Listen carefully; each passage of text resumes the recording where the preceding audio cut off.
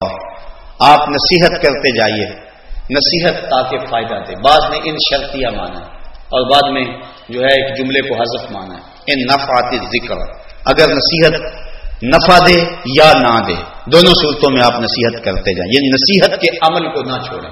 اور بعض علماء کہتے ہیں نصیحت ہر صورت میں نفع دیتی ہے، اس کو کوئی قبول کرے یا نہ کرے نصیحت فائدہ بخش ہوتی ہے.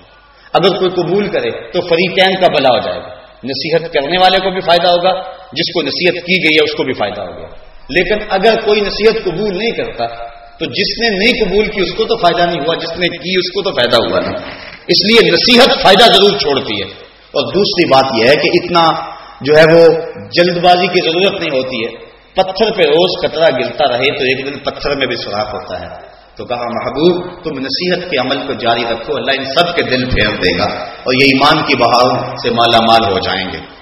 فذکر، آپ نصیحت کرتے چلے جائیں. ان نفعات الذکر، بعض نے اس کو ان شرطیہ مانا اور آگے کوئی حذف نہیں جو ہے وہ مانا. اور یہ صورت ہے مکی، تو وہ کہتے ہیں اس کا مانا ہے محبوب ان کو نصیحت کریں اگر یہ نصیحت قبول کریں، اور اگر یہ نصیحت قبول نہیں کرتے چھوڑ دیں ان کو، مدینے والے تیری راہیں تک رہیں. اگر یہ مکے والے قبول کرتے ہیں نصیحت تو کریں، ان کو نہیں کرتے پتھر مارتے ہیں، گڑھے کھودتے ہیں، کانٹے بچھاتے ہیں، اوجریاں ڈالتے ہیں، آوازیں کستے ہیں، گلے میں کپڑا ڈال کے تاؤ دیتے ہیں. محبوب اگر یہ نہیں قبول کرتے چھوڑ دیں ان کو، مدینے والے تیری راہوں میں طالع البدر علینا کے گجرے لیے کھڑے ہیں اور تیری راہوں میں منتظر ہیں. آپ ان کو چھوڑیں اور مدینے والوں کو نصیحت کریں. محبوب جو ہی تیرے لبوں سے لفظ نکلیں گے ان کے دلوں میں اترتے چلے جائیں. فذکر نفعت الذکر سیذکر من یخشی، جس کے سینے میں خشیت کا نور ہے ان قریب وہ تیری نصیحت کو قبول کر لے گا. جس کے سینے میں خشیت ہے، ڈر ہے اللہ کا، جب نصیحت ہو اور نصیحت اچھے انداز سے کی جائے تو اللہ سے ڈرنے والا شخص جو ہے وہ کبھی ایسا نہیں ہو سکتا کہ نصیحت کو قبول نہ کرے. وہ نصیحت کو قبول کرتا ہے، اس کے دل میں اترتا ہے. ایمان کی چونکہ اس کے سینے کے اندر چاشنی موجود ہے، ایمان کی دولت اس کے سینے میں موجود ہے، اور جب نصیحت ہوتی ہے تو ضرور اس کو اس کا احساس ہوتا ہے اور وہ قبول کرتا ہے. وَيَتَجَنَّبُهَا الْأَشْقَى، لیکن نصیحت سے دور کون رہتا ہے؟ نصیحت کو قبول کون نہیں کرتا؟ اشقا، جو ازلی بدبخت ہے، جو شقی ہے، اس کے سامنے جتنی مرضی نصیحت کرو وہ قبول نہیں کرے گا. سارا قرآن بھی پڑھ دو وہ قبول نہیں کرے گا. محبوب تو ساری زندگی ان کے سامنے اپنے لیل و نہار گزار دے وہ قبول نہیں کریں گے. چاند کو دو ٹکڑے بھی کر دے وہ قبول نہیں کریں گے. سورج کو عصر کے وقت بھی پلٹا کے لیا وہ قبول نہیں کریں گے. اس کے اپنے ہاتھ میں کنکر کلمہ پڑے پھر بھی قبول نہیں کریں گے. تو وہ شقی ہے، بدبخت ہے کہ جو اتنا کچھ دیکھنے کے باوجود بھی قبول نہیں کرے گا. اچھا وہ قبول نہیں کرے گا تو چھوٹ جائے گا؟ کہا نہیں، الذی یصلی النار الکبریٰ، یہ وہ بدبخت ہے جس کو ہم بڑی آگ میں ڈالیں گے، چھوٹی آگ میں نہیں، بڑی آگ میں.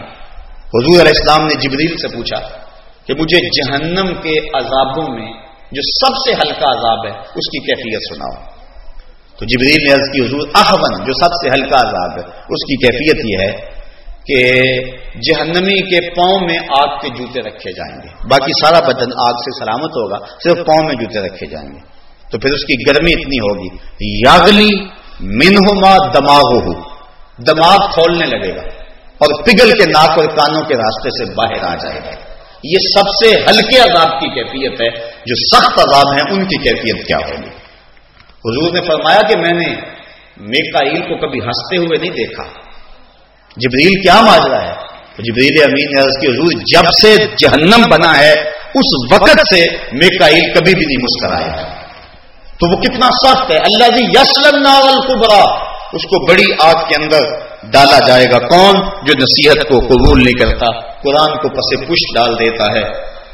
ثم لا یموت فیہا ولا یحیا، پھر وہ اس آگ میں نہ مرے گا نہ جیے گا. مرے گا تو اس لیے نہیں کہ موت نہیں ہوگی. قیامت کے دن حضرت یحییٰ علیہ السلام کے ہاتھوں میں چھری دے کر موت کو مینڈے کی شکل میں پیش کیا جائے گا اور حضرت یحییٰ اس کو ذبح کر دیں گے. پھر موت کو موت آ جائے گی. جنت میں جانے کے بعد جنتیوں کو ایک ہی ڈر ہوگا کہیں موت نہ آ جائے، اور جہنمیوں کو ایک ہی امید ہوگی کبھی موت آ جائے تو جان چھوٹ جائے گی. لیکن جب موت کو ذبح کر دیا جائے گا تو اب وہ سخت مایوس ہو جائیں گے. اب تو موت بھی مر گئی، اب تو موت بھی نہیں آئے گی. انسان کے لیے جب تکلیفیں بہت زیادہ ہو جائیں تو بے ہوشی طاری ہو جاتی ہے. یہ بے ہوشی بھی اللہ کا انعام ہے.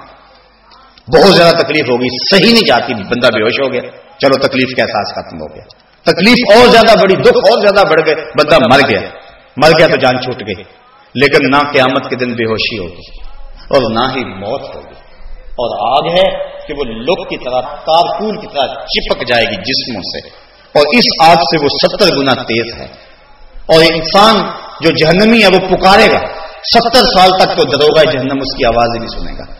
70 سال کے بعد تڑپ کے گرج کے گئے، کیا بات ہے؟ وہ کہے گا مجھے پانی دو، مجھے پیاس لگی ہوئی ہے، اس کو پھر پانی دیا جائے گا، منرل واٹر کی بوتل دی جائے گی، اس کو پیپسی شیزان دیا جائے گا، نہیں، پڑھو قرآن پڑھو، اس کو کیا پانی دیا جائے گا؟ اس کو مائے حمیم دیا جائے گا، اس کو غسلین پلایا جائے گا، اس کو غساق دیا جائے گا۔ یہ مائے حمیم کیا ہے؟ یہ غساق کیا ہے؟ یہ غسلین کیا ہے؟ اتنا گرم ہوگا کہ جب پیالے میں ڈال کر اس کو دیا جائے گا تو اس سے جو بھاپ اٹھ رہی ہوگی، جب پینے کے لیے چہرہ آگے کرے گا تو چہرے کی ساری کھال ادڑ کے اس کے اندر گر پڑے گی، لیکن اب اس نے مانگا تھا پینا پڑے گا، فرشتہ کہے گا پی اب اس کو، تو جب وہ پیے گا تو انتڑیاں کٹ کٹ کے گر جائیں گی، اور وہ پانی اتنا بدبودار ہوگا۔ ابن رجب حنبلی لکھتے ہیں اگر اس کا ایک قطرہ دنیا پہ ڈال دیا جائے تو دنیا میں انسان کیا جانوروں کے دماغ بھی پھٹ جائیں، اتنا بدبودار ہوگا، وہ اس کو پلایا جائے گا۔ 70 سال تک وہ پانی مانگتا رہے گا، اور 70 سال کے بعد اس کو یہ دیا جائے گا، اس عذاب میں اس کو مبتلا کیا جائے گا، تو پھر وہ اس کی زندگی ہوگی؟ موت تو ہوگی نہیں، تو زندہ پھر ہوگا نا۔ ثم لا يموت فيها، وہ مرے گا نہیں اس میں، یہ میں کوئی قصہ کہانی نہیں سنا رہا، یہ قرآن آپ کے سامنے رکھ رہا ہوں۔ ثم لا يموت فيها، قرآن کہتا ہے وہ اس میں مرے گا نہیں۔ اچھا مرے گا نہیں تو پھر جیے گا نا؟ کہا گا ولا یحییٰ، جیے گا بھی نہیں، جیتے بھی نہیں پر مرتے بھی کہاں ہیں، مر مر کے جیے جانے کی جینے کو سزا دیتے ہیں کہ نہ تو موت ہے اور نہ ہی زندگی ہے، جیا جاتا نہیں، آگے بھی آگ، پیچھے بھی آگ، دائیں بھی آگ، بائیں بھی آگ، اوپر بھی آگ، نیچے بھی آگ، اور آگ بھی اتنی گرم کہ جلسا دے، اور جسم کی کھال 70 گز موٹی کر دی جائے گی تاکہ عذاب کی تکلیف زیادہ سے زیادہ اس کو سہنی پڑے، اور ایک ایک دانت احد پہاڑ جتنا بنا دیا جائے گا، یہ شکل چھین لی جائے گی، یہ محمدی صورت ہے۔ جہنم میں جانے والا اس شکل میں نہیں جائے گا، وہ بڑی خوفناک شکل ہوگی، جو لوگ اس شکل سے جہنم میں جائیں گے، پھر دائیں بائیں آگ جلس رہی ہوگی، اور ایسی ایسی وادیاں ہیں جن وادیوں سے جہنم بھی پناہ مانگتی ہے، اس میں پھر کوئی جینا ہوگا، ولا یحییٰ، کہا جیے گا بھی نہیں، مرے گا اس لیے نہیں کہ موت نہیں ہوگی، اور جیے گا اس لیے نہیں کہ وہ کوئی جینا ہوگا۔ قد افلح من تزکا، یہ تو ان کی کہانی تھی جنہوں نے رب کے حکموں کو توڑا، جس نے قرآن کی نصیحت کو قبول نہ کیا، جس نے دین کی پرواہ نہ کی، حضور سدائے دل نواز دیتے رہے، حضور کے قریب نہ آئے، لیکن وہ لوگ قد افلح من تزکا، وہ کامیاب ہو گیا جس نے اپنے من کو ستھرا کر لیا، حسد، بغض، کینہ، کفر، شرک، نفاق، یہ ساری بیماریاں کھرچ لی اور اپنے اندر کو ستھرا کر لیا، پاکیزہ ہو گیا، صاف اور ستھرا اپنے من کو اس نے خوبصورت بنا لیا۔ قد افلح، وہ شخص کامیاب ہوا، وہ شخص مراد کو پہنچا، کون؟ من تزکا، جس نے اپنا تزکیہ نفس کیا، جس نے اپنے باطن کی صفائی کی، باطن کی صفائی کی۔ باہر تو بڑا سوار کے رکھا، کلف لگے کپڑے بھی پہنے، ایک داغ بھی لگ گیا تو کپڑے اتار دیے، ایک جو ہے وہ تریز بھی ٹوٹ گئی تو جو ہے وہ دوبارہ کپڑے کہا کہ نہیں یہ میرے لیے مناسب نہیں، میں نے بڑی عالی نسل دعوت میں جانا ہے، بڑا اہتمام کیا، اپنی داڑھی بھی رگڑ کے مونڈی کہ میں ذرا اچھا لگوں، کیا کچھ نہ کیا اس ظاہر داری کے لیے۔